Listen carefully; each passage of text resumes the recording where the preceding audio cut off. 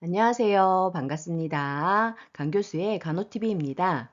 간호조무사 자격시험에서 법규만 잘해도 공중보거나 과락 면할 수 있습니다. 이번 시간에는 의료관계법규 전체의 비법서 강의를 준비했습니다. 최근 5년간 기출문제를 반영하였기 때문에 이 영상만 보신다면 모두 맞추실 수 있습니다. 준비되셨나요? 잘 들어요. 출발! 의료관계법규는 간호조무사 자격시험에서 법률별로 한 개씩 총 6개 문제가 출제되고 있습니다.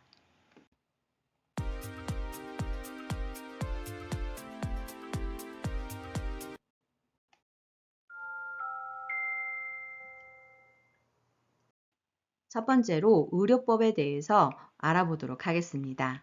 의료인의 정의 및 임무는 최근에도 과거에도 출제가 많이 되었던 부분인데요. 정의를 살펴보면 보건복지부 장관의 면허를 받은 의사, 치과의사, 한의사, 조산사 및 간호사를 말합니다. 의료인의 종류 중 하나가 다른 것을 넣어놓고 틀린 것을 고르시오. 이런 식으로 출제가 되고 있습니다. 그 밖의 인물을 살펴보면 의사는 의료와 보건 지도를, 치과 의사는 치과 의료 및 구강 보건 지도를, 한의사는 한방 의료와 한방 보건 지도를, 조산사는 조산과 임산부 및 신생아에 대한 보건과 양호 지도를 담당하게 됩니다. 간호사의 임무를 살펴보면 환자의 간호 요구에 대한 관찰, 자료 수집, 간호 판단 및 요양을 위한 간호, 그리고 의사, 치과의사, 한의사의 지도하에 시행하는 진료의 보조, 간호 요구자에 대한 교육, 상담 및 건강 증진을 위한 활동의 기획과 수행, 그 밖에 대통령령으로 정하는 보건활동을 하며 간호조무사가 수행하는 업무 보조에 대한 지도를 담당하고 있습니다. 다음은 의료기관의 구분에 대해서 알아보겠습니다. 의원은 의사, 치과의사 또는 한의사가 주로 외래 환자를 대상으로 의료행위를 하는 기관입니다. 그 종류를 살펴보면 의원, 치과의원, 한의원이 있습니다. 조산원은 조산사가 조산과 임산부 및 신생아를 대상으로 보건활동과 교육, 상담을 하는 의료기관입니다. 자, 그럼 병원급 의료기관은 누가 개설할 수 있을까요? 의사, 치과의사, 한의사가 주로 입원 환자를 대상으로 의료행위를 하는 의료기관입니다. 병원급 종류를 살펴보면 병원, 치과병원, 한방병원, 요양병원, 정신병원, 종합병원이 있습니다. 병원은 병원, 치과병원, 한방병원, 요양병원은 30개 이상의 병상을 갖고 있어야 하며 병원과 한방병원만 해당이 되고 요양병상은 장기 입원이 필요한 환자를 대상으로 의료행위를 하기 위해 설치한 병상입니다. 종합병원은 100개 이상의 병상을 갖추어야 하는데요. 그 이상 100에서 300병상인 경우에는 내과, 외과, 소아청소년과, 산부인과 중 3개 진료 과목, 영상의학과, 마취통증의학과와 진단검사의학과 또는 병리과를 포함하여 7개 이상의 진료 과목을 갖추고 각 진료 과목마다 전속하는 전문의를 두어야 합니다.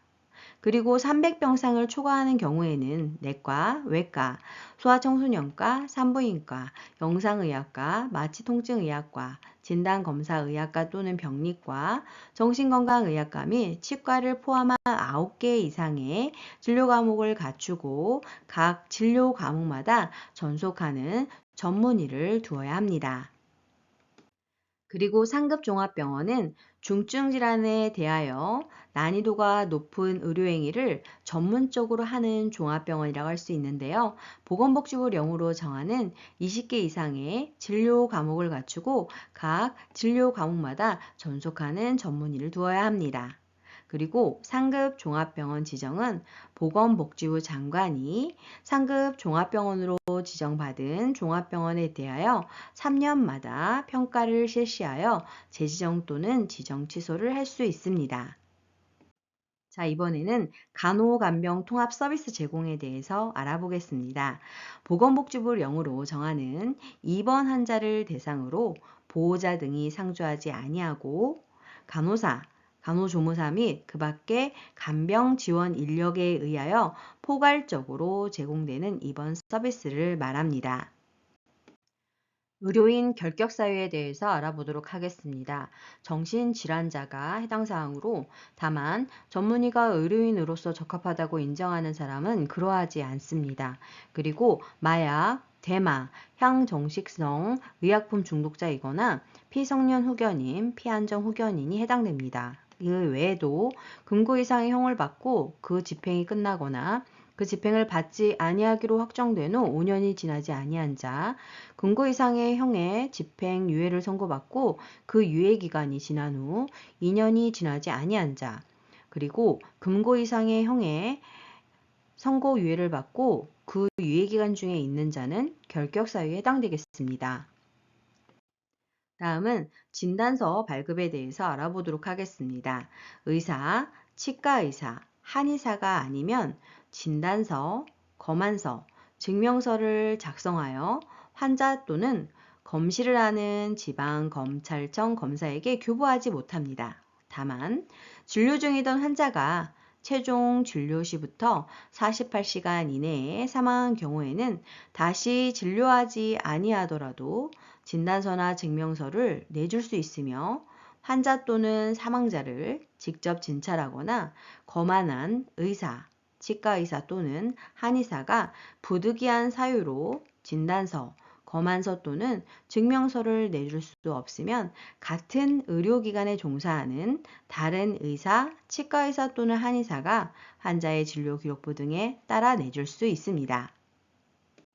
그리고 의사, 치과의사, 한의사는 자신이 진찰하거나 검안한 자에 대한 진단서, 검안서 또는 증명서 요구를 받은 때에는 정당한 사유 없이 거부하지 못합니다.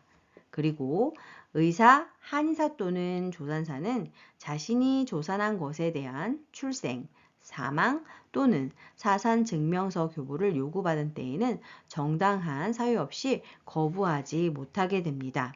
그래서 지금 보시면 면허 종류에 따라서 발급할 수 있는 진단서의 종류들이 다릅니다. 그래서 그 대상에 대해서 알아두실 필요가 있습니다. 이번에는 진료기록부 등의 보존에 대해서 알아보도록 하겠는데요. 대부분의 의료기록들은 5년 보존하게 되어 있고 10년과 3년, 2년의 종류들은 적습니다. 그렇기 때문에 우리는 10년과 3년, 2년에 해당하는 것들을 암기하셔야 하겠습니다. 자, 그럼 자세히 살펴볼까요? 환자 명부, 검사 내용 및 검사 소견 기록, 간호 기록부는 5년을, 방사선 사진, 그리고 소견서, 조상기록부는 5년 보관해야 합니다. 그리고 진료기록부와 수술기록부는 10년 보관해야 하고 진단서 등 부본은 3년 보관해야 합니다. 그리고 처방전은 2년 보관하면 되겠습니다. 자, 그럼 요양방법 지도 및 신고에 대해서 알아볼까요? 의료인의 신고를 살펴보면 의료인은 대통령령이 정하는 바에 따라 최초 면허를 받은 후부터 3년마다 그 실태와 취업 상황 등을 보건복지부 장관에게 신고해야 합니다. 그리고 변사체 신고는 의사, 치과의사, 한의사 및 조산사는 사체를 검안하여 변사한 것으로 의심되는 때에는 사체의 소재지를 관할하는 경찰, 서장에게 신고해야 합니다. 의료법에서는 무면허 의료 행위 등을 금지하고 있는데요. 그 내용을 살펴보겠습니다. 의료인이 아니면 누구든지 의료행위를 할 수 없으며 의료인도 면허된 것 이외에 의료행위를 할 수 없습니다. 다만 다음에 어느 하나에 해당하는 자는 보건복지부령으로 정하는 범위에서 의료행위를 할 수 있습니다. 외국인의 의료인, 면허를 가진 자로서 일정 기간 국내에 체류하는 자, 의과대학, 치과, 한의과, 의학전문대학원, 치의학전문대학원, 한의학전문대학원, 종합병원 또는 외국, 의료 원조기관의 의료봉사 또는 연구 및 시범사업을 위한 의료행위를 하는 자, 의학, 치과의학, 한방의학, 간호학을 전공하는 학교의 학생은 가능합니다. 그리고 의료인이 아니면 의사, 치과의사, 한의사, 조산사 또는 간호사의 명칭이나 이와 비슷한 명칭을 사용하지 못하고 누구든지 의료인이 아닌 자에게 의료행위를 하게 하거나 의료인에게 면허사항 외에 의료행위를 하게 하여서는 아니 됩니다. 외국 면허 소지자의 의료행위를 살펴보면 보건복지부 장관의 승인을 받아 의료행위를 할 수 있으며 외국과의 교육 또는 기술 협력에 따른 교환교수의 업무, 교육 연구 사업을 위한 업무, 국제의료봉사단의 의료봉사 업무는 가능합니다. 이번에는 의료기관의 개설에 대해서 알아볼까요? 의사는 종합병원, 병원, 요양병원, 정신병원 또는 의원을 개설할 수 있고 치과의사는 치과병원 또는 치과의원을, 한의사는 한방병원, 요양병원 또는 한의원을, 조산사는 조산원을 개설할 수 있습니다. 의원, 치과의원, 한의원 또는 조산원 개설은 시장, 군수, 구청장에게 신고를 하고 개설하면 되며 종합병원, 병원, 치과병원, 한방병원, 요양병원 또는 정신병원 개설은 시도지사 허가 후에 개설할 수 있습니다. 자, 조산원의 지도의사와 당직 의료인, 요양병원 운영에 대해서 알아보겠습니다. 조산원의 개설자는 지도의사를 정하거나 변경한 경우에는 지도의사 신고서에 그 지도의사의 승낙서와 면허증 사본 첨부하여 관할 시장군수구청장에게 제출을 해야 합니다. 당직 의료인은 각종 병원에 응급환자, 입원환자의 진료 등에 필요한 당직 의료인을 두어야 합니다. 요양병원의 입원 대상에 대한 것도 출제가 되고 있는데요. 노인성 질환자, 만성 질환자, 외과적 수술 후 또는 상해 후 회복 기간에 있는 자로서 주로 요양이 필요한 자, 다만 정신질환자, 노인성 치매 환자는 제외되며 감염병 환자 등은 입원 대상으로 하지 않고 있습니다. 다음으로는 진료기록부와 간호기록부의 기재사항에 대해서 알아보겠습니다. 진료기록부는 진료를 받을 사람의 주소, 성명, 연락처, 주민등록번호 등 인적사항을, 주된 증상, 진단 결과 또는 진단명, 진단 경과, 치료 내용, 그리고 진료 일시를 기록해야 합니다. 간호기록부는 간호를 받는 사람의 성명, 체온, 맥박, 호흡, 혈압에 관한 사항, 투약에 관한 사항, 섭취 및 배설에 관한 사항, 처치와 간호에 관한 사항, 간호 일시 등이 기록되어야 하겠습니다. 자, 이번에는 자격 정지에 대해서 알아보도록 하겠습니다. 의료인의 품위를 심하게 손상시키는 행위를 했을 때, 의료기관 개설자가 될 수 없는 자에게 고용되어 의료행위를 했을 때, 일회용 의료기기를 한번 사용한 후 다시 사용해서는 안 된다는 것을 위반했을 때, 진단서, 검안서 또는 증명서를 거짓으로 작성하여 내주거나 진료기록부 등을 거짓으로 작성하거나 고의로 사실과 다르게 기재하고 수정했을 때에 해당됩니다. 그리고 태아의 성감별, 행위 금지를 위반한 경우 의료기사가 아닌 자에게 의료기사의 업무를 하게 하거나 의료기사에게 업무 범위를 벗어나게 했을 때 의료인, 의료기관 개설자, 의료기관 종사자가 부당한 경제적 이익 등을 제공받았을 때 관련 서류를 위조, 변조하거나 속임수 등 부정한 방법으로 진료비를 거짓 청구했을 때입니다. 이번에는 면허 취소 사항에 대해서 알아볼까요? 정신질환자, 마약 대마, 향정신성 의약품 중독자, 피성년 후견인, 피안정 후견인, 의료 관련 법령을 위반하여 금고 이상의 형을 선고받고 그 형의 집행이 종료되지 아니하였거나 집행을 받지 아니하기로 확정되지 아니한 자입니다. 그리고 가격 정지 처분 기간 중에 의료행위를 하거나 3회 이상 자격 정지 처분을 받은 경우 면허 조건을 이행하지 아니한 경우 취소되겠습니다. 그 밖에도 의료인 면허 대여 금지 조항을 위반하여 면허를 대여한 경우 일회용 의료기기의 재사용으로 사람의 생명 또는 신체에 중대한 위해를 발생하게 한 경우 사람의 생명 또는 신체에 중대한 위해를 발생하게 할 우려가 있는 수술, 수혈, 전신 마취를 의료인 의료인이 아닌 자에게 하게하거나 의료인에게 면허사항 외로 하게한 경우에 취소됩니다. 자, 다음으로는 간호조무사 자격에 대해서 알아볼까요? 최근 자격시험에 많이 출제가 되고 있는데요. 간호조무사가 되려는 사람은 보건복지부령으로 정하는 교육과정을 이수하고 간호조무사 국가시험에 합격한 후 보건복지부 장관의 자격 인정을 받아야 합니다. 간호조무사는 최초로 자격을 받은 후부터 3년마다 그 실태와 취업 상황 등을 보건복지부 장관에게 신고해야 합니다. 그리고 간호조무사 보수 교육 등에 관하여 필요한 사항은 보건복지부령으로 정하고 있습니다. 다음은 간호조무사의 업무입니다. 무면허 의료행위 금지의 규정에도 불구하고 간호사를 보조하여 간호사의 업무를 수행하게 되는데 그 세부 내용을 살펴보면 환자의 요구에 대한 관찰, 자료 수집, 간호 판단 및 요양을 위한 간호, 의사, 치과의사, 한의사의 지도하에 시행하는 진료의 보조, 간호 요구자에 대한 교육 상담 및 건강 증진을 위한 활동의 기획과 수행, 그 밖에 대통령령으로 정하는 보건활동입니다. 그리고 간호조무사는 의원급 의료기관에 한하여 의사, 치과의사, 한의사의 지도하에 환자의 요양을 위한 간호 및 진료의 보조를 수행하게 되고 구체적인 업무의 범위와 한계에 필요한 사항은 보건복지부령으로 정합니다. 마지막으로 의료법에서 벌칙에 대해 알아보도록 하겠습니다.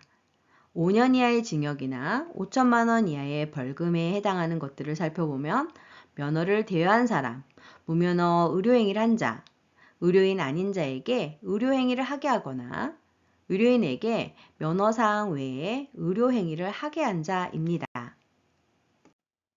3년 이하의 징역이나 3천만 원 이하의 벌금에 대해서 알아보겠습니다. 의료, 조산 또는 간호 업무나 진단서, 검안서, 증명서 작성 등 업무를 하면서 알게 된 다른 사람의 정보를 누설했을 때, 환자가 아닌 다른 사람에게 환자에 대한 기록을 열람하게 하거나 그 사본을 내주는 등 진료 내용을 확인할 수 있게 했을 때, 의료인이 진료기록부 등을 거짓으로 작성하거나 고의로 사실과 다르게 추가, 기재, 수정했을 때, 의료인과 의료기관의 개설자가 정당한 이유 없이 업무 개시 명령을 거부했을 때입니다. 자, 500만 원 이하의 벌금에는 어떤 것들이 있을까요?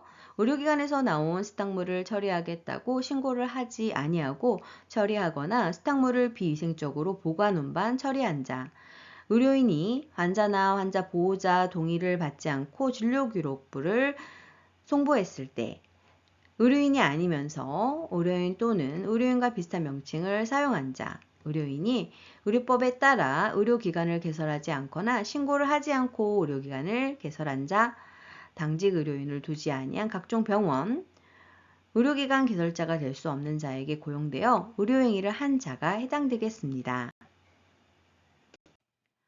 두 번째로 감염병의 예방 및 관리에 관한 법률에 대해서 알아보도록 하겠습니다.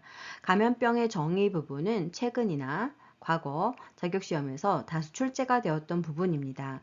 기생충 감염병이란 기생충에 감염되어 발생하는 감염병 중 질병관리청장이 고시하는 감염병을 의미합니다. 세계보건기구 감시대상 감염병은 세계보건기구가 국제공중보건의 비상사태에 대비하기 위하여 감시 대상으로 정한 질환으로서 질병관리청장이 고시하는 감염병으로 그 예로는 두창, 폴리오, 신종, 인플루엔자 등이 해당됩니다. 생물 테러 감염병은 고의 또는 테러 등을 목적으로 이용된 병원체에 의하여 발생된 감염병 중 질병관리청장이 고시하는 감염병입니다. 성매개 감염병은 성접촉을 통하여 전파되는 감염병 중 질병관리청장이 고시하는 감염병으로 매독, 임질, 클라미디아, 연성하감, 성기 단순포진, 청규 콘딜롬, 사람 유종 바이러스 감염증이 해당됩니다. 인수공통 감염병은 동물과 사람 간에 서로 전파되는 병원체에 의하여 발생되는 감염병 중에서 질병관리청장이 고시하는 감염병으로 그 예는 장출혈성 대장균 감염증, 일본 뇌염, 브루셀라증 탄저, 공수병, 동물 인플루엔자 인체 감염증, 사스, 변종 크로이츠페트 약호병, 퀴얼, 결핵 등에 해당됩니다. 의료 관련 감염병은 환자나 임산부 등이 의료 행위를 적용받는 과정에서 발생한 감염병으로서 감시 활동이 필요하여 질병관리청장이 고시하는 감염병을 말하는데요. 그 예를 살펴보면 방코마이신 내성 황색포도알균 감염증 VRSA, 방코마이신 내성 장알균 감염증 VRE, 메티실린 내성 황색포도알균 감염증 MRSA, 다제내성 녹농균 감염증 MRPA, 다제내성 이시네토박터 바우마니균 감염증 MRAB, 카바페넴 내성 장내세균 속균증 감염증 CRE가 해당됩니다. 이번에는 법적 규정에 따른 분류를 살펴보도록 하겠는데요. 이 부분은 22년도 하반기 간호조무사 자격시험에 출제가 되었습니다. 먼저 법적 규정의 분류에 따른 특성을 먼저 살펴보도록 하겠습니다. 1급은 생물테러 감염병 또는 치명률이 높거나 집단 발생의 우려가 커서 발생 또는 유행 즉시 신고해야 하는 감염병을 의미합니다. 이 감염병은 음압 격리와 같은 높은 수준의 격리가 필요한 감염병인데요. 다만 갑작스러운 국내 유입 또는 유행이 예견되어 긴급한 예방 관리가 필요할 경우 질병관리청장이 보건복지부 장관과의 협의하여 지정하는 감염병을 포함하고 신고 주기는 즉시 해야 합니다. 자, 그러면 두 번째로 2급 감염병에 대해서 살펴볼까요? 2급은 전파 가능성을 고려하여 발생 또는 유행 시 24시간 이내에 신고해야 하는 것으로 격리가 필요한 감염병을 말합니다. 다만 갑작스러운 국내 유입 또는 유행이 예견되어 긴급한 예방관리가 필요하고 질병관리청장이 보건복지부 장관과 협의하여 지정하는 감염병으로 24시간 이내에만 신고를 하면 되겠습니다. 세 번째로 3급은 그 발생을 계속 감시할 필요가 있어서 발생 또는 유행 시 24시간 이내에 신고해야 하는 감염병으로 격리는 필요하지 않습니다. 다만 갑작스러운 국내 유입 또는 유행이 예견되어 긴급한 예방관리가 필요하여 질병관리청장이 보건복지부 장관과 협의하여 지정하는 감염병을 포함합니다. 역시나 신고 주기는 24시간 이내입니다. 4급은 1급부터 3급까지의 감염병 외에 유행 조사를 할 필요가 있는 표본 감시 활동이 필요한 감염병을 의미하는 것으로 4급의 신고 주기는 7일 이내가 되겠습니다. 다시 한번 법적 규정에 따른 분류의 특성을 정리해보면 제1급은 유행 즉시 신고하고 음압 격리와 같은 높은 수준의 격리가 필요한 감염병입니다. 2급은 24시간 이내에 신고를 하고 격리가 필요한 감염병입니다. 3급은 유행 시 24시간 이내에 신고를 하기는 해야 하지만 격리는 필요하지 않은 감염병에 해당이 되고 4급은 유행 여부를 조사하기 위해서 하는 감염병을 의미합니다. 그래서 해당 특징을 구분하실 필요가 있겠습니다. 자, 그러면 법적 규정에 따른 분류 시험 문제는 어떻게 출제가 되고 있는 것일까요? 특성을 설명해 놓고 질환 5가지를 열거한 후 그에 해당하는 것을 고르는 것이 출제 경향입니다. 제1급은 생물테러 감염병 또는 치명률이 높거나 집단 발생의 우려가 커서 발생 또는 유행 즉시 신고해야 하고 음압 격리와 같은 높은 수준의 격리가 필요한 감염병이라고 하였는데요. 질환으로는 에볼라 바이러스병, 마버그열, 크리미안 콩고 출혈열, 라사열, 남아메리카 출혈열, 리프트 베리열, 두창, 페스트, 탄저, 보툴리눔 독수증, 야토병, 중증 호흡기 증후군 메르스, 신종 감염병 증후군, 중증 급성 호흡기 증후군 사스, 동물 인플루엔자 인체 감염증, 신종 인플루엔자, 디프테리아 등이 해당됩니다. 2급 질환을 살펴보면 결핵, 수두, 홍역, 콜레라, 장티푸스, 파라디푸스 세균성 이질, 장출혈성 대장균 감염증, A형 감염, 백일해, 유행성 이하 선염, 풍진, 폴리오, 수막구균 감염증, B형 헤모플러스 인플루엔자, 폐렴구균 감염증, 한센병, 성홍열, 방코마이신 내성 황새, 포도알균 감염증, 카바페넴 내성 장내 세균 속균증, E형 간염이 있습니다. 지금 2급을 보시게 되면 예방접종 대상의 질환들이 많이 들어와 있는데 모두 들어와 있는 것은 아닙니다. 그래서 기본적으로 2급은 예방접종이라 생각을 하고 예방접종이지만 들어오지 않은 것들이 1급 또는 3급, 4급 이런 곳에 들어가 있는 부분을 별도로 암기를 하시는 것이 문제를 풀 수 있는 방법이라고 하실 수 있겠습니다.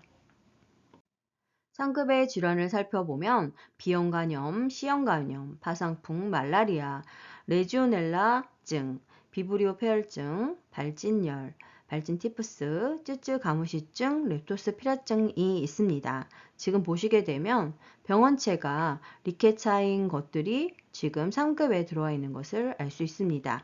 그리고 브루셀라증, 공수병, 신증후군 출혈열, 후천성 면역 결핍증 매도, 크로이츠펠트 약호병, 변종 크로이츠펠트 약호병, 황열, 큐열, 댕기열, 웨스트나일열, 나인병, 진드기 매개내염, 유비저, 치쿤구니아열, 중증 열성 혈소판 감소 증후군, 지카 바이러스 감염증, 엠폭스, 원숭이 두창 등이 있습니다. 지금 보시게 되면 두 개의 성병이 들어가 있는데 대부분의 성병은 4급에 들어가 있습니다. 그래서 4급은 성병이다. 그런데 두 가지 후천성 면역 결핍증과 매독은 3급이다. 이렇게 암기를 하시면 되겠습니다.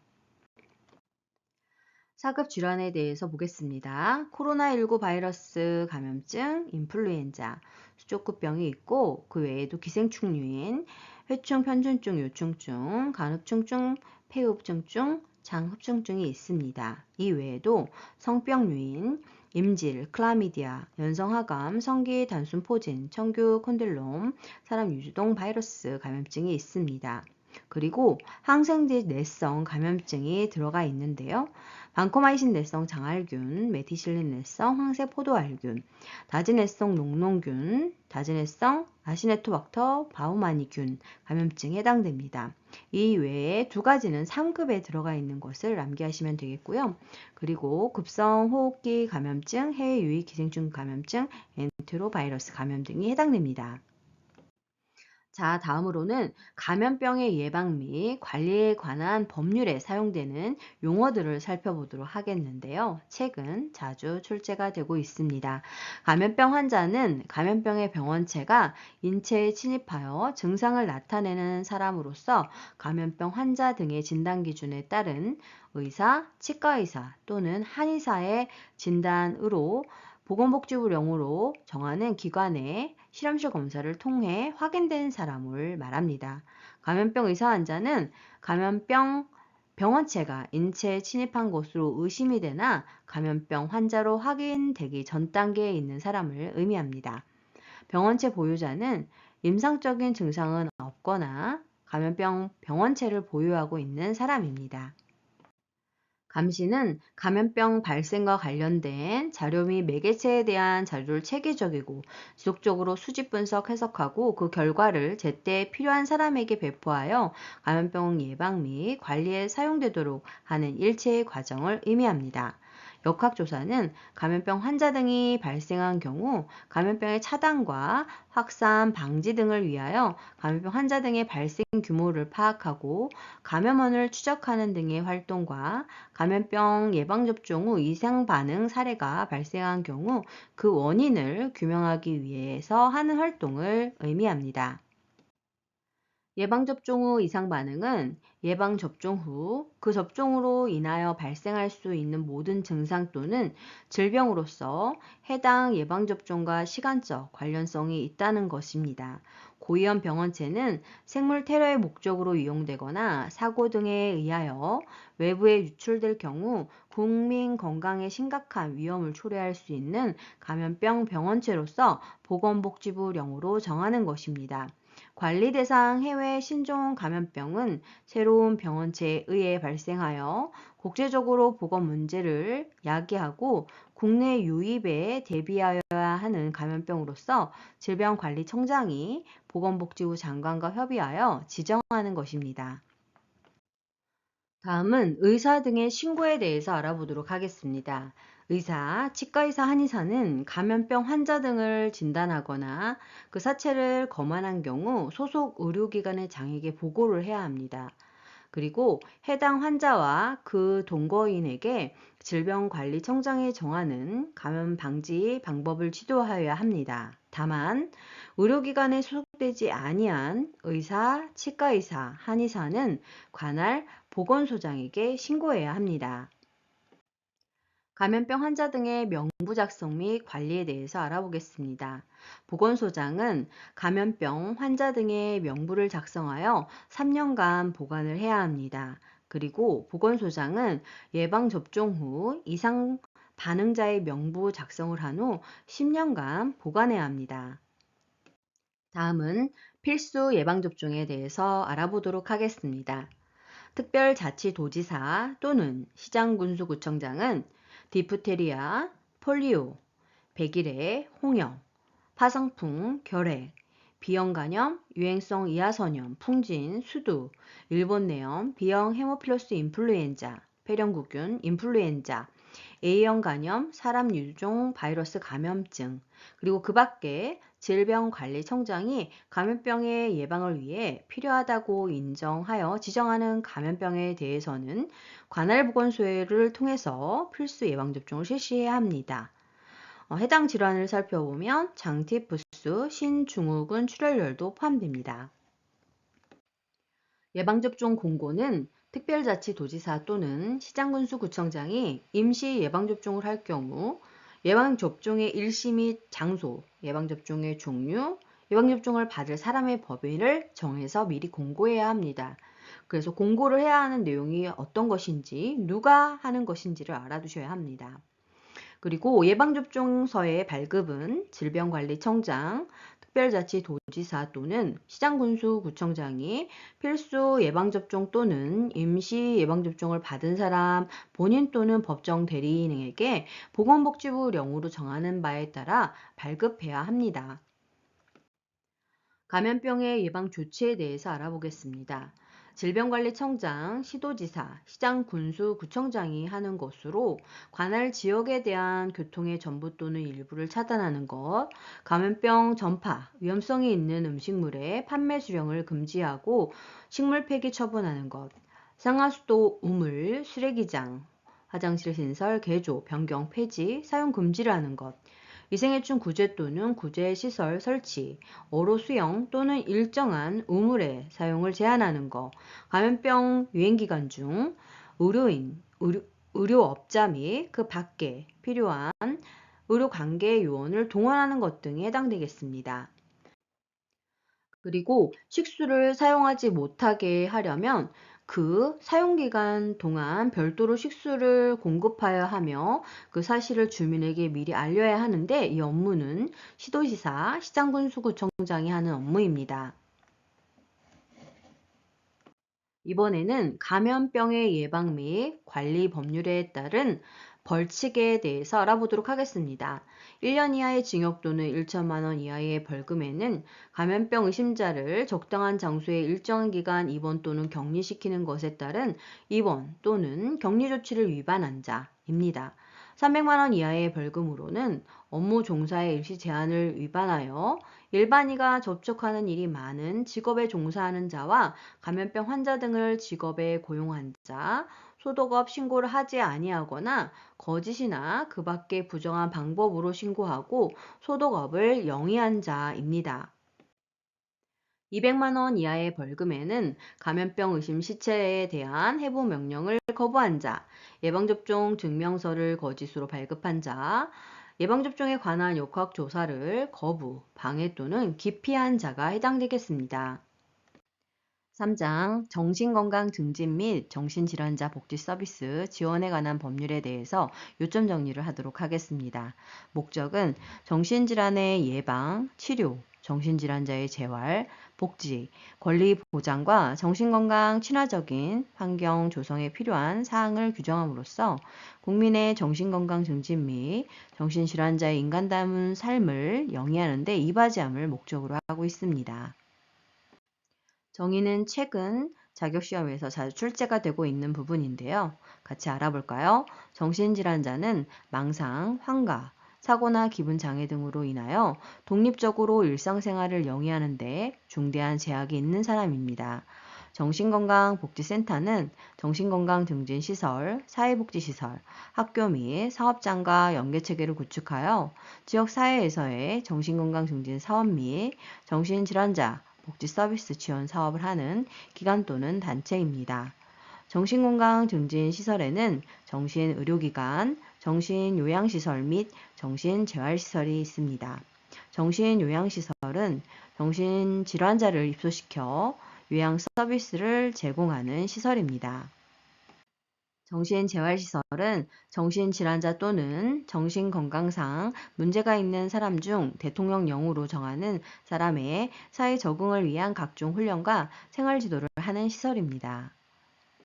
다음은 정신건강증진 국가계획의 수립에 대해서 알아보도록 하겠습니다. 보건복지부 장관은 관계 행정기관의 장과 협의하여 5년마다 정신건강증진 및 정신질환자 복지 서비스 지원에 관한 국가의 기본계획 수립을 해야 합니다. 기본계획에 포함되어야 하는 내용으로는 영유아, 아동, 청소년, 중장년, 노인 등 생애 주기 및 성별에 따른 정신건강증진 사업, 정신질환자의 건강 취업, 교육 및 주거 등 지역사회 재활과 사회 참여를 5년마다 정신질환자의 인권과 복지 증진 추진 사항에 관한 백서를 발간, 공표해야 합니다.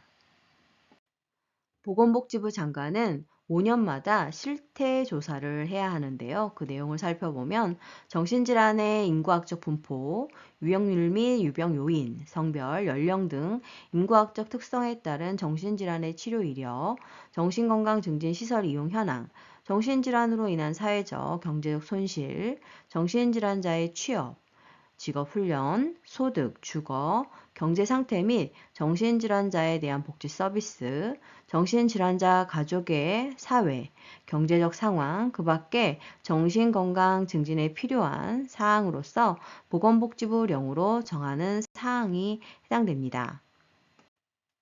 정신건강복지센터의 설치 및 운영에 대해서 알아보도록 하겠는데요. 보건복지부 장관은 정신건강복지센터를 설치 운영 가능하며 시도지사는 광역 정신건강복지센터를 설치 운영 가능합니다. 시장군수구청장은 기초정신건강복지센터를 설치 운영할 수 있습니다. 자, 그럼 정신건강전문요원의 자격에 대해서 알아볼까요? 이 부분은 최근에도 과거 자격시험에도 출제가 자주 되었습니다.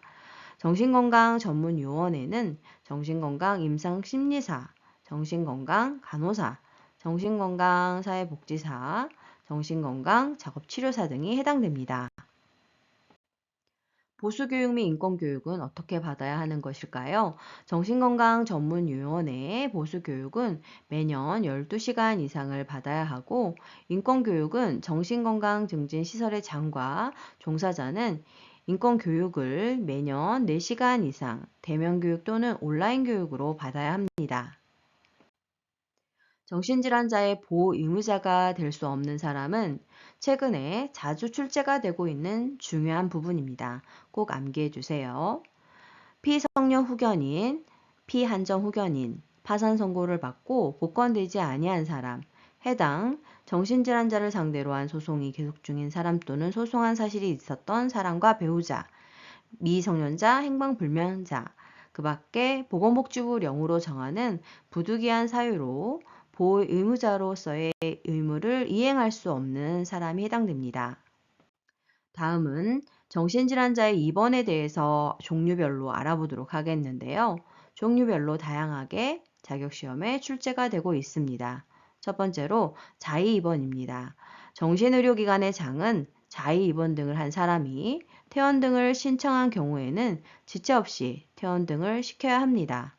그리고 자의입원 등을 한 사람에 대하여 입원 등을 한 날짜로부터 2개월마다 퇴원 등을 할 의사가 있는지를 확인해야 합니다. 다음은 동의 입원입니다.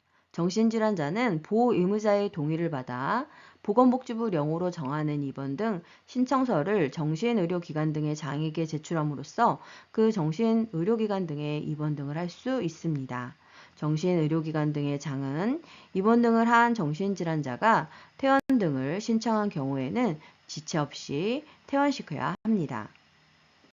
그리고 정신질환자가 보호 의무자의 동의를 받지 아니하고 퇴원 등을 신청할 경우에는 정신건강의학과 전문의 진단 결과 환자의 치료와 보호 필요성이 있다고 인정되는 경우에 한정하여 정신의료기관 등의 장은 퇴원 등의 신청을 받은 날로부터 72시간까지 퇴원 등을 거부할 수 있고 입원으로 전환할 수 있습니다. 입원 등을 한 정신질환자에 대하여 입원 등을 한 날로부터 2개월마다 퇴원 등을 할 의사가 있는지 확인해야 합니다.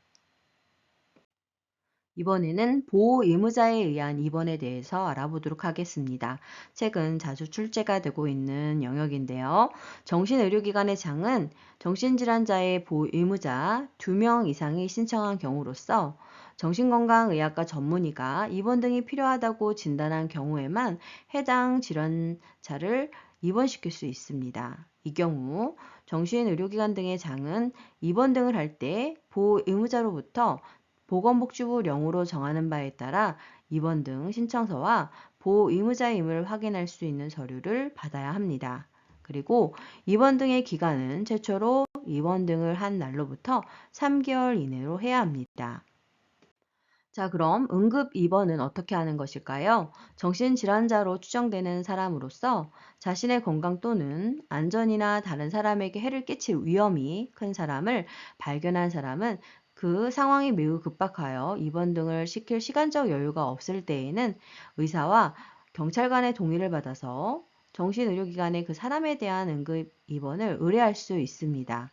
그러면 정신의료기관의 장은 응급입원이 의뢰된 사람을 3일 이내의 기간 동안 응급입원을 시킬 수 있습니다. 다음은 입원 등의 금지에 대해서 알아보겠습니다. 누구든지 응급입원의 경우를 제외하고는 정신건강의학과 전문의의 대면 진단에 의하지 아니하고 정신질환자를 정신의료기관 등에 입원 등을 시키거나 입원 등의 기간을 연장할 수 없습니다. 진단의 유효기간은 진단서 발급일로부터 30일까지입니다. 다음으로 권익보호에 대해서 알아보도록 하겠습니다. 누구든지 정신질환자이거나 정신질환자였다는 이유로 그 사람에 대하여 교육, 고용, 시설 이용의 기회를 제한 또는 박탈하거나 그 밖에 불공평한 대우를 하여서는 아니 됩니다. 누구든지 정신질환자 그 보호 의무자 또는 보호라고 있는 사람의 동의를 받지 아니하고 정신질환자에 대하여 녹음, 녹화 또는 촬영하여서는 아니 됩니다. 정신건강증진시설의 장은 입원 등을 하거나 정신건강증진시설을 이용하는 정신질환자에게 정신건강의학과 전문의의 지시에 따른 치료 또는 재활의 목적이 아닌 노동을 강요하여서는 아니 됩니다. 그 밖에 권익보호사항으로는 비밀 누설을 금지해야 하고 수용 및 가혹행위 등의 금지가 필요하며 특수치료에 제한을 해야 합니다. 내용을 살펴보면 정신의료기관에 입원한 사람에 대한 전기충격요법, 인슐린 혼수요법, 마취와 최면요법, 정신외과요법, 그 밖에 대통령령으로 정하는 치료, 정신질환 증상의 완화를 목적으로 하는 신체 일부 절제술, 정신질환 증상을 교정하기 위해 시행되는 혐오자극법, 필요한 정보를 제공하고 본인의 동의, 다만 본인의 의사 능력이 미흡한 경우에는 보호 의무자의 동의를 받아야 합니다. 또한 권익보호사항으로는 통신과 면회의 자유 제한의 금지, 격리 등의 제한의 금지를 하고 있으며 정신건강의학과 전문의의 지시에 따라 하는 경우가 아니면 격리시키거나 묶는 등의 신체적 제한을 할 수가 없습니다.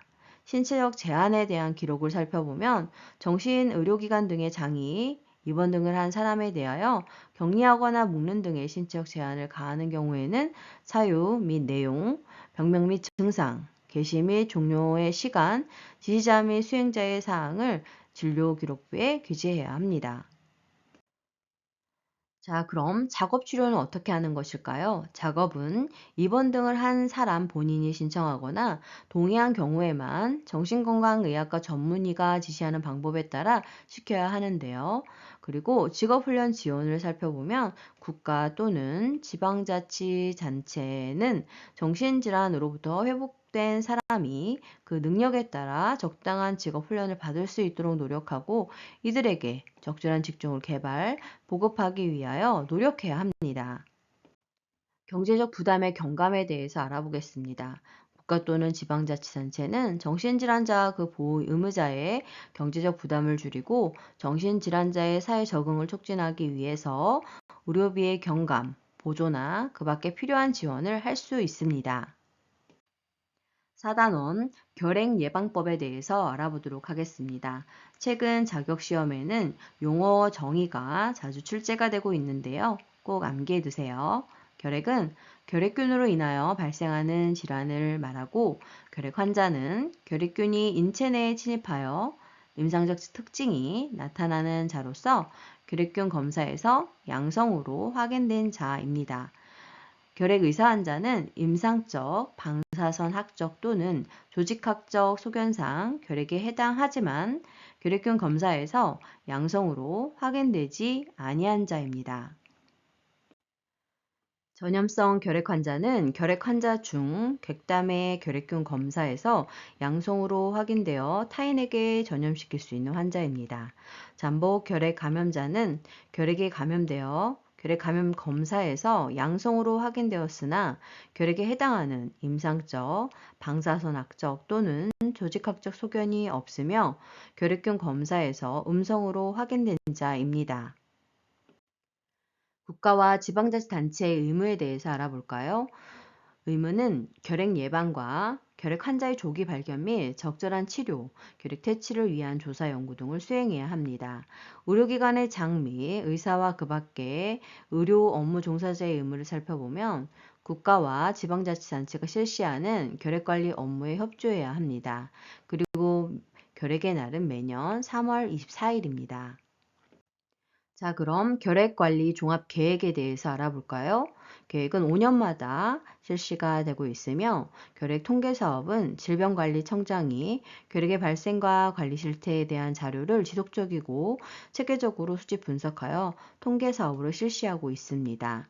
결핵관리사업은 질병관리청장이 하는 것으로 그 세부 내용을 살펴보면 결핵의 예방 및 관리사업, 결핵환자 조기 발견 사업, 결핵 환자 등과 잠복 결핵 감염자의 진료 및 투약 등 치료 관리 사업, 전염성 결핵 환자 접촉자 조사 및 관리 사업, 결핵 퇴치를 위한 조사 연구, 결핵의 발생과 관리 실태 등에 대한 정보의 수집 분석 및 제공, 결핵 예방을 위한 교육 홍보 사업 등입니다. 다음은 의료기관 등의 신고 의무인데요. 이 부분은 최근에 자주 출제가 되고 있는 중요한 부분입니다. 의사 및 그 밖의 의료기관의 종사자는 결핵 환자 등을 진단 및 치료한 경우 결핵 환자 등이 사망하였거나 그 사체를 검안한 경우 지체 없이 소속된 의료기관의 장에게 보고해야 합니다. 다만 의료기관에 소속되지 아니한 의사는 그 사실을 관할 보건소장에게 신고해야 합니다. 그래서 각각 누구에게 신고해야 되는지 알아두세요. 다음은 결핵 환자 등 발생 시 조치에 대해서 알아보도록 하겠습니다. 보건소장은 의료기관 등에 신고된 결핵 환자 등에 대한 인적사항, 접촉자, 집단 생활 여부 등을 감염원을 조사하기 위해 보건복지부령으로 정하는 바에 따라 사례조사를 실시할 수 있고 해당 의료기관의 간호사 등을 배치하거나 방문하게 하여 환자관리 및 보건, 교육 등 의료에 관한 적절한 지도를 하게 하여야 합니다. 자, 그렇다면 결핵검진 등의 주기 및 실시 방법은 어떻게 될까요? 결핵검진은 매년 실시해야 하며 잠복 결핵 감염 검진은 기관, 학교 등에 소속된 기간 중 1회 실시하고 다만 결핵 환자 등을 검진, 치료하는 의료인, 결핵 환자를 진단하는 의료기사, 그 밖에 호흡기를 통하여 감염이 우려되는 의료기관의 종사자로서 질병관리청장이 정하여 고시하는 사람은 매년 실시해야 합니다. 그렇다면 결핵 환자 업무 종사의 일시 제한에는 어떤 것들이 있을까요? 최근 출제가 자주 되고 있는 부분입니다.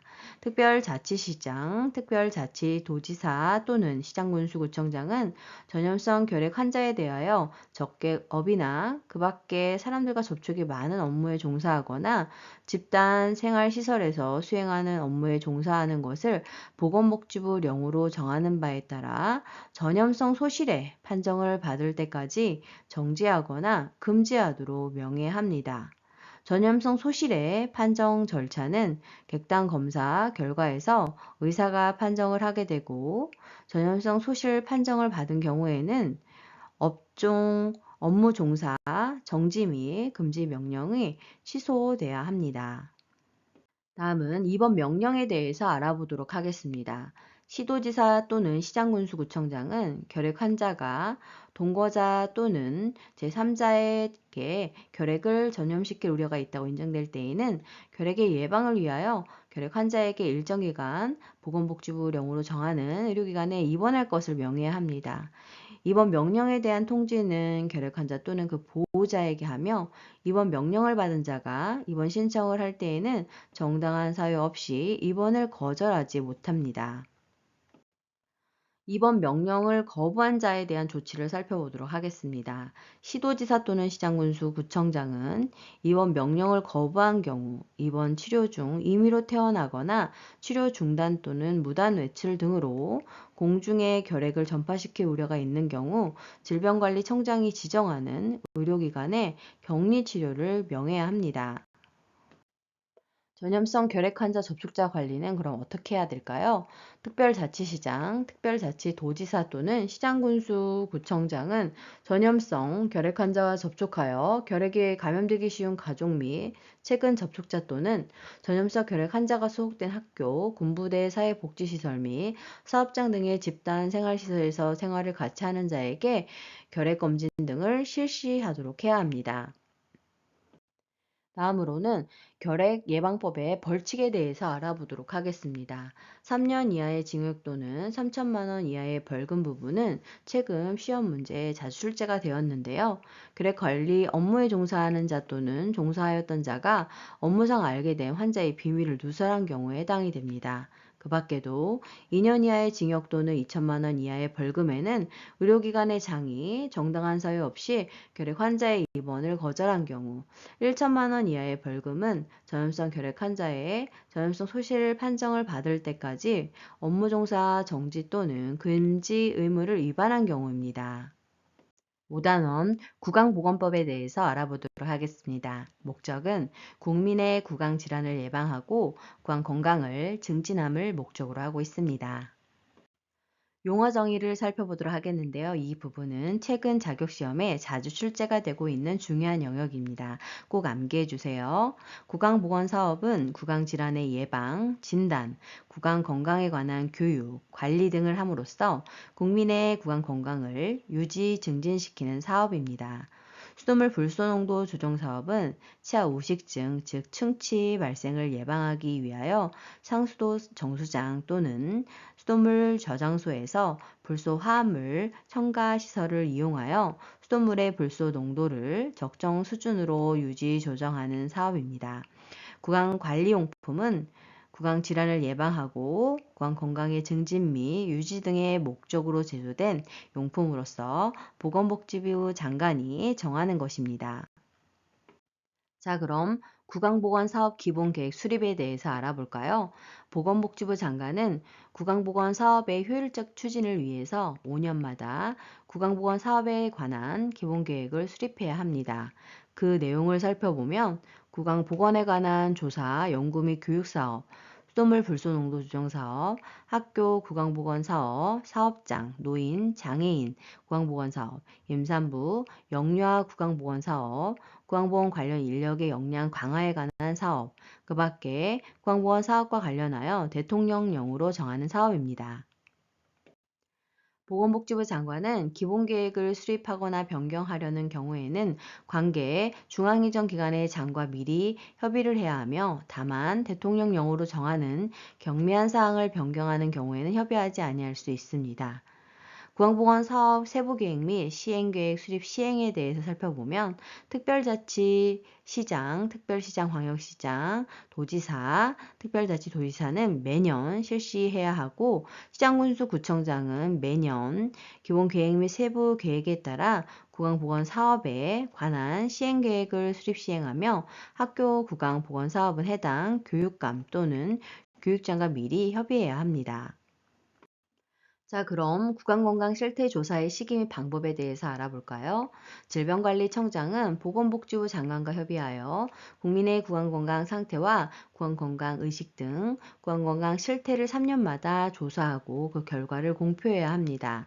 구강건강 실태조사는 구강건강 상태 조사 및 구강건강 의식 조사로 구분하여 실시하되 3년마다 정기적으로 실시해야 합니다. 자, 그럼 수돗물 불소농도 조정 사업의 계획 및 시행에 대해서 알아볼까요? 수돗물 불소농도 조정 사업은 시도지사, 시장군수구청장 또는 한국수자원공사 사장이 다음에 사업 계획을 수립해야 합니다. 그 내용을 살펴보면 정수시설 및 급수 인구 현황, 사업 담당 인력 및 예산, 사용하려는 불소 제재 및 불소 화합물 첨가시설, 유지하려는 수돗물 불소 농도, 그 밖에 보건복지부령으로 정하는 사항입니다. 그리고 불소 화합물 첨가시설의 설치 및 운영, 불소 농도 유지를 위한 지도 감독, 불소 화합물 첨가 인력의 안전관리, 불소 제재의 보관 및 관리에 관한 지도 감독 등이 해당되겠습니다. 자, 상수도 사업수장의 업무에 대해서 알아볼까요? 불소 화합물 첨가, 그리고 불소 농도 유지, 불소 농도 측정 및 기록, 불소 화합물 첨가 시설의 운영, 유지 관리, 불소 화합물 첨가 담당자의 안전 관리, 불소 제재의 보관 및 관리, 1일 1회 이상 정수장에서 불소 농도 측정 및 기록하는 일을 담당하고 있습니다.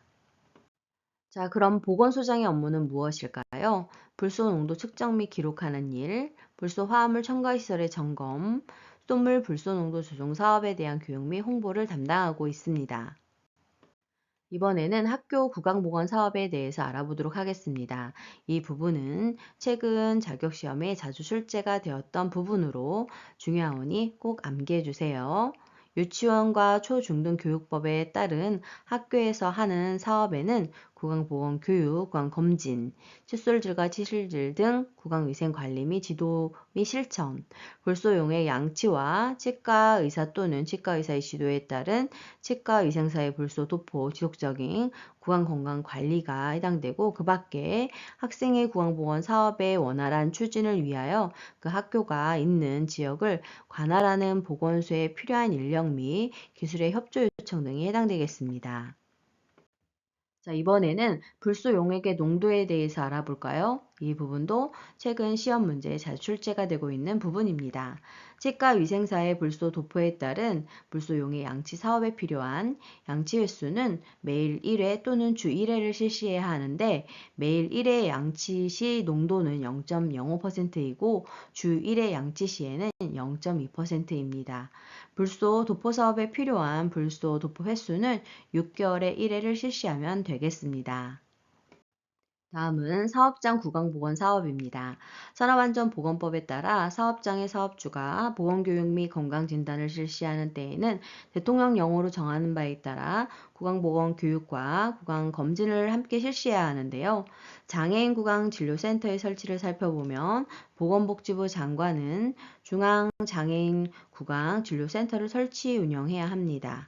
그리고 권역 장애인 구강진료센터 및 지역 장애인 구강진료센터의 진료 지침 및 방향 설정 및 그리고 정보 공유와 협력 장애인 구강 환자의 진료를 해야 합니다.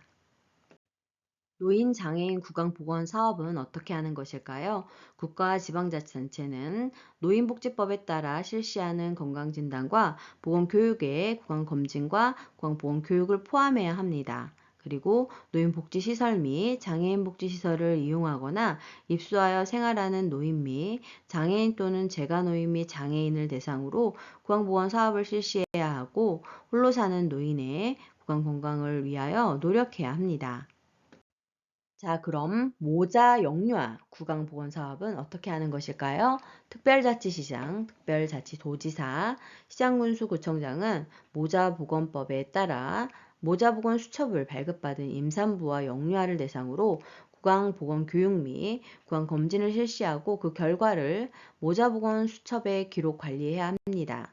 영유아 보육법에 따라 실시하는 영유아 건강진단에는 구강검진을 포함해야 하고 임산부, 영유아 구강보건 교육은 매년 실시를 해야 합니다.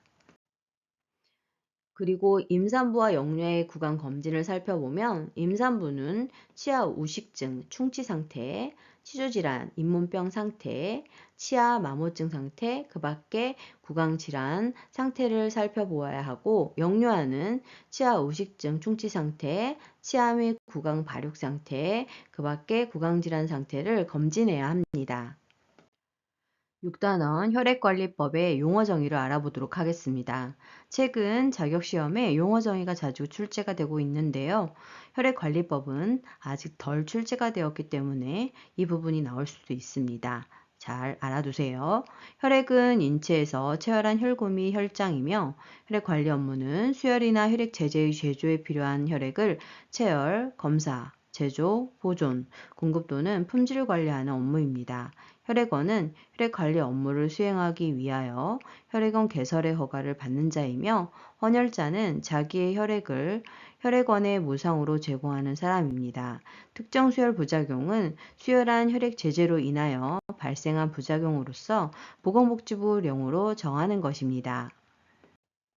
부적격 혈액은 체열 시 또는 체열 후에 이상이 발견된 혈액 또는 혈액 제제로서 보건복지부령으로 정하는 혈액 또는 혈액 제제입니다. 그 세부 내용을 살펴보면 체열 과정에서 응고 또는 오염된 혈액 및 혈액 제제이고 체열 금지 대상자 기준 중 감염병 요인, 약물 요인 및 선별 검사 결과 부적격 요인에 해당하는 자로부터 체열된 혈액 및 혈액 제제입니다. 심한 혼탁을 보이거나 변색 또는 용혈된 혈액 및 혈액 제제, 혈액 용기의 밀봉 또는 표지가 파손된 혈액 및 혈액 제제, 보존기간이 경과한 혈액 및 혈액 제제입니다. 부적격 혈액의 범위 및 혈액 재직 적격 여부 판정 기준을 살펴보도록 하겠습니다. B형 간염 검사는 B형 간염 바이러스 항체 검사와 핵산 증폭 검사에서 양성으로 나왔을 경우 부적격이고 C형 간염 검사도 C형 간염 바이러스 항체 검사와 핵산 증폭 검사에서 양성이 후천성 면역 결핍증 검사에서 사람 면역 결핍 바이러스 항체 검사와 핵산 증폭 검사에서 양성이, 사람 T세포 림프 친화 바이러스 검사에서 1형과 2형 항체 검사에서 양성 시, 매독 검사에서 양성, 간기능 ALT 검사에서 100일 이상일 경우 부적격으로 판정하게 됩니다. 체열금지 대상자는 감염병 환자, 약물 복용 환자 등 건강기준에 미달하는 사람으로서 헌혈을 하기에 부적합하다고 보건복지부령으로 정하는 사람입니다. 헌혈 환급 예치금은 의료기관의 수혈 비용을 보상하거나 헌혈 사업에 사용할 목적으로 혈액원이 보건복지부 장관에게 예치하는 금액입니다. 재활은 수혈 등에 사용하는 혈액 제제를 제조하기 위하여 헌혈자로부터 혈액을 채취하는 행위입니다. 체열 부작용은 체열한 후에 헌혈자에게 나타날 수 있는 혈관 위주 신경 반응 또는 피하출혈 등 미리 예상하지 못한 부작용입니다. 혈액 제제는 혈액을 원료로 하여 제조한 약사법 규정에 의한 의약품입니다. 전혈, 농축 적혈구, 신선 동결 혈장, 농축 혈소판, 그 밖에 보건복지부령으로 정하는 혈액 관련 의약품입니다. 자, 이번에는 체열금지 대상자에 대해서 알아보도록 하겠습니다. 이 부분은 최근 자격시험에 자주 출제가 되고 있는 영역입니다. 중요하니 잘 알아두세요. 먼저 건강진단 관련 요인을 살펴보도록 하겠습니다. 체중은 남자는 50kg 미만, 여자는 45kg 미만인 자, 체온은 섭씨 37.5도씨를 초과하는 자, 수축기 혈압 90mmHg 미만 또는 180mmHg 이상인 자, 이완기 혈압은 100mmHg 이상인 자, 맥박은 1분에 50회 미만 또는 100회를 초과하는 자입니다. 질병 관련 요인을 살펴보면 만성 비형 간염, C형 간염, 후천성 면역 결핍증, 바베스 열원충증, 샤가스병 또는 크로일치펠트 야코병 등 보건복지부 장관이 지정하는 혈액매개 감염병의 환자, 의사 환자, 병원체 보유자 등이 해당되겠습니다. 일정 기간 체열 금지 대상자로는 말라리아 병력자로 치료 종료 후 3년이 경과하지 아니한 자, 브루셀라증 병력자로 치료 종료 후 2년이 경과하지 아니한 자, 매독 병력자로 치료 종료 후 1년이 경과하지 아니한 자, 급성 비형 간염 병력자로 완치 후 6개월이 경과하지 아니한 자, 그 밖에 보건복지부 장관이 정하는 혈액매개 감염병 환자 또는 병력자입니다. 그 밖의 질병을 살펴보면 발열, 인후통, 설사 등 급성 감염성 질환이 의심되는 증상이 없어진 지 3일이 경과하지 아니한 자, 암 환자, 만성폐쇄성 폐질환 등 호흡기 질환자, 강경변 등 간질환자, 심장병 환자, 당뇨병, 류마티즘 등 자가면역 질환자, 신부전 등 신장 질환자, 혈우병, 적혈구 증다증 등 혈액 질환자, 한센병 환자, 성병 환자, 매독 환자는 제외됩니다. 알코올 중독자, 마약 중독자 또는 경련 환자, 다만 의사가 헌혈 가능하다고 판정한 경우에는 그러하지 아니합니다. 약물 또는 예방접종 관련 요인을 살펴보면 혈소판 기능에 영향을 주는 약물 중 아스피린을 복용한 후 3일, 클로로피딘 등을 투여받은 후 2주가 경과하지 아니한 자, 혈소판 헌혈의 경우입니다. 이소트레티노인, 피나스테라이드 성분의 약물을 투여받고 4주가 경과하지 아니한 자, 두타스테라이드 성분의 약물을 투여받고 6개월이 경과하지 아니한 자, 비형 간염 면역 글로불린, 태반 주사제를 투여받고 1년이 경과하지 아니한 자, 아시트레인 성분의 약물을 투여받고 3년이 경과하지 아니한 자입니다.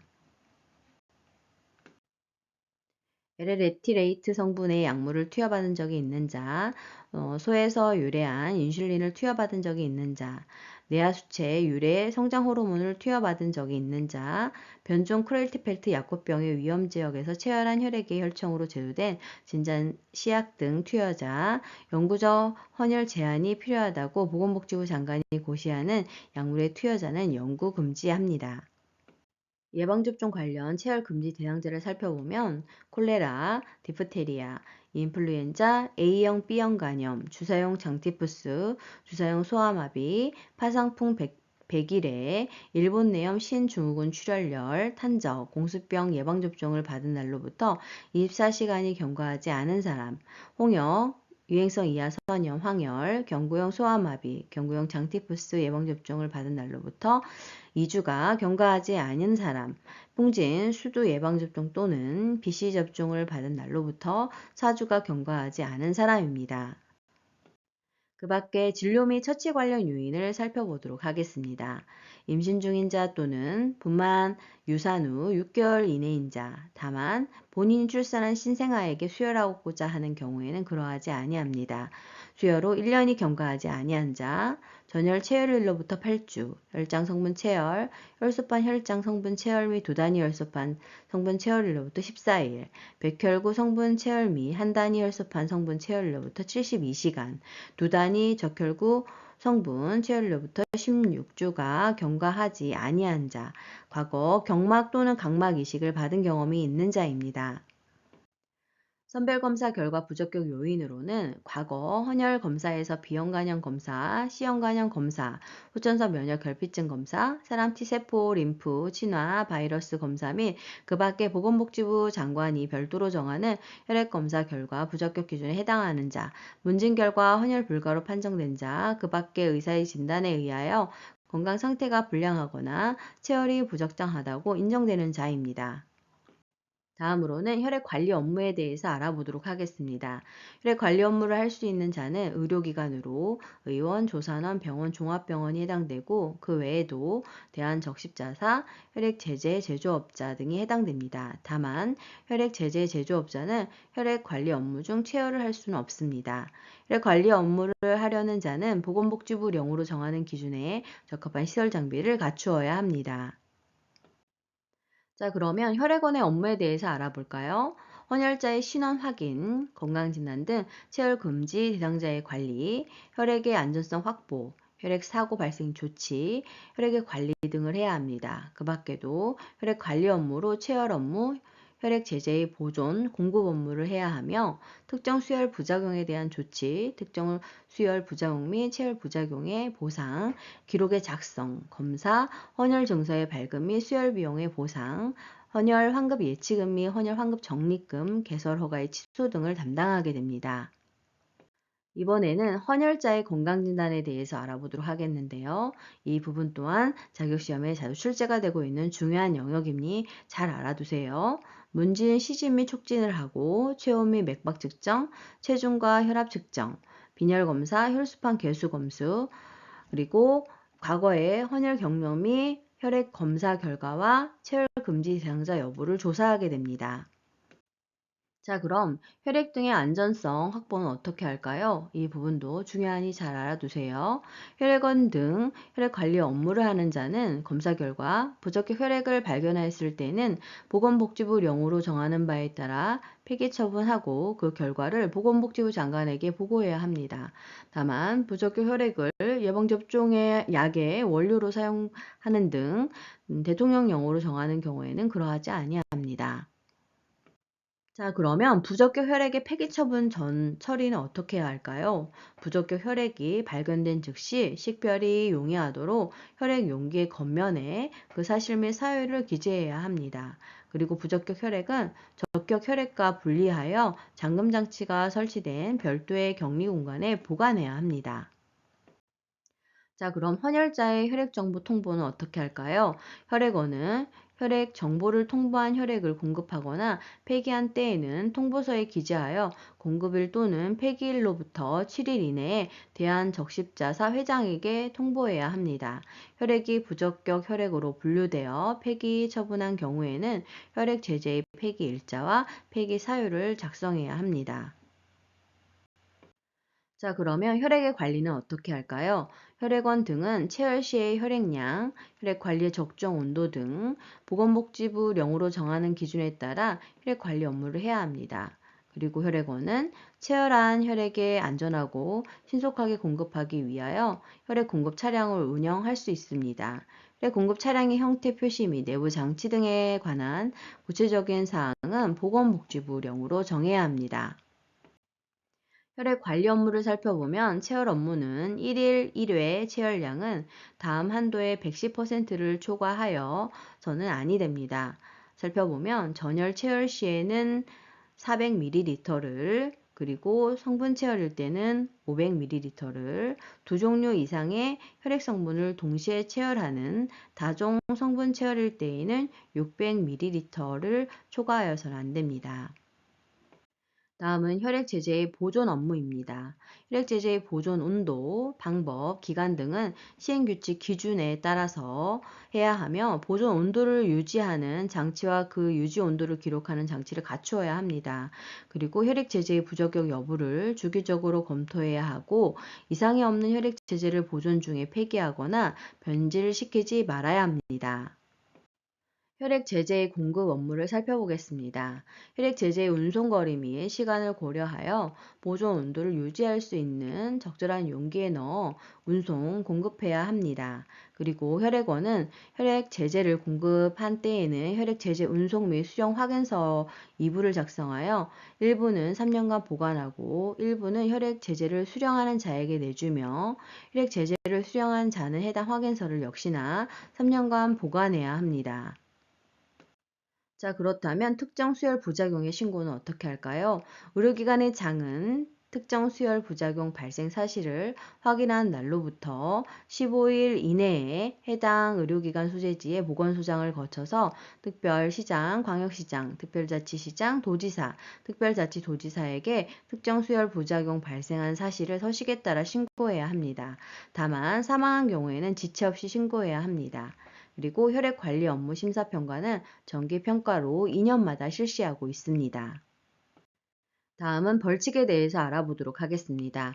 5년 이하의 징역 또는 5천만 원 이하의 벌금은 혈액 매매 행위 등의 금지 사항을 위반하여 혈액 매매 행위 등을 한 자입니다. 이 부분은 다수 출제되었으니 꼭 암기해 두세요.